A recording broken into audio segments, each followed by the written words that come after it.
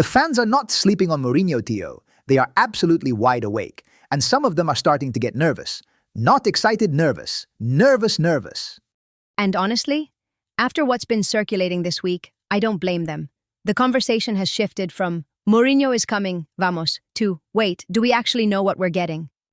Because here's the thing. The fans who've been riding the Mourinho wave for weeks, the ones with the moo out, moo in memes and the Jose shunts, they're now having to reckon with the Pogba warning.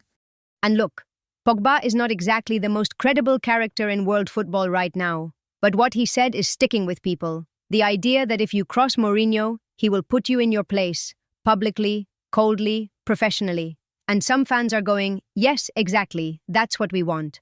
But others are going, wait, we have Vinicius, we have Mbappe, we have egos.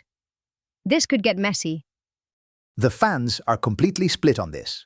One side is saying Mourinho's iron fist is exactly what this dressing room needs after the Arbeloa era, which, whatever you think of Arbeloa, has not exactly been a picture of tactical authority. The other side is saying, Madre mia, we're trading one dressing room drama for a potentially bigger one. There's also a third camp that I find fascinating. Fans who are specifically worried about the elections angle. The word going around is that if there are no elections, Mourinho comes. If there are elections, everything is on hold. And fans are reacting to that with this kind of exhausted frustration, like the football decisions are being held hostage by political maneuvering inside the club. Que barbaridad, because that's exactly what it feels like from the outside. You've got Tebas weighing in saying elections would be good for the club, and the fans are immediately suspicious. If Tebas thinks it's good for us, it's probably not good for us. That is genuinely the heuristic a large portion of the fan base is operating on right now. If Tebas endorses it, reject it. Which is chaotic as a decision-making framework, but I understand the sentiment.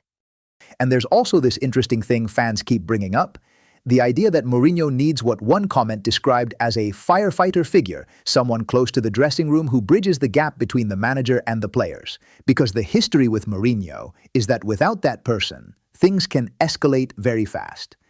Which is actually the most sophisticated take I've seen in the fan comments this week. It's not just Mourinho good or Mourinho bad. It's fans thinking about the infrastructure around a manager. Who's the buffer? Who's the translator between Mo's intensity and the players' fragile egos? That's a real question.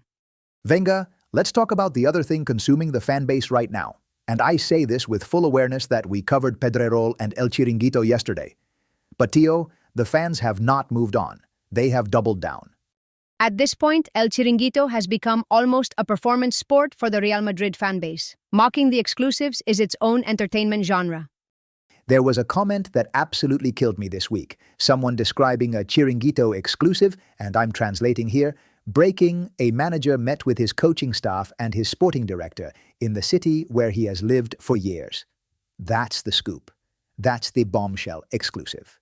I mean, at some point you have to ask, is the audience still watching ironically, or are they watching unironically? Because both groups exist, and they're both keeping the ratings up. And then there's the Vinicius angle, which, again, we touched on yesterday, but a fan this week put it perfectly. Someone said, and I'm translating directly, thank God you finally dropped the Vini stuff, this show is getting more toxic every day. That was aimed at one of the Chiringuito contributors, and honestly, the fans are just done. What's interesting is that the anti-Chiringuito sentiment and the anti-Vini media narrative are now completely fused in the fan mind. They're not separate complaints anymore.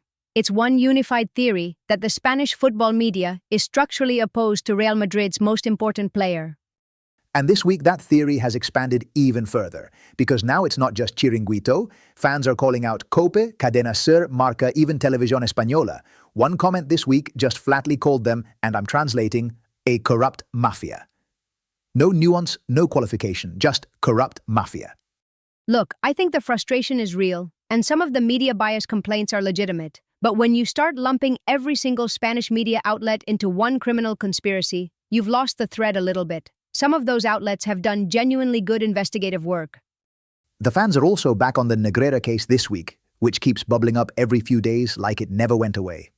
The argument making the rounds is that because Negreira hasn't testified, he can't contradict what's already in writing.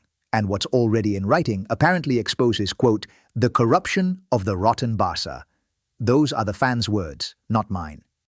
The Negreira case is like background radiation for this fan base. It's always there, always at a low hum, and then something triggers it and it spikes. This week, the trigger seems to be La Liga's refereeing decisions, and some fans trying to connect the dots, whether or not those dots actually connect. And look, Athletic Club is 2 days away, and I have to say, the fans are not exactly buzzing about it in the way you'd expect for a match that still matters for squad pride and the final chapter of this season. The Juvenile A story is quietly generating some warmth, though. They're one win away from something historic. They went to extra time against Granada, won it with a penalty, and Granada finished with 8 men. The Youth Academy fans are genuinely excited about that one. Which is actually beautiful, Theo. When the first team is in this kind of limbo, between seasons, between managers, between eras, the cantera always becomes the emotional anchor. And right now, Juvenile A is giving people something to feel good about. And that connects to something broader in the fan base right now. There's this quiet but real hunger for something to be proud of. The Sevilla win was good, but it felt clinical. Fans want a moment. Maybe Athletic Club is that moment, maybe it isn't. Tomorrow morning, we'll be back with the full pre-match build-up, the Athletic Club preview, whatever new Mourinho drama has emerged overnight, and probably another 3 Chiringuito exclusives to mock. Hala Madrid, Theo. And until tomorrow. Don't let the media mafia get you down. See you tomorrow, Ruido Blanco.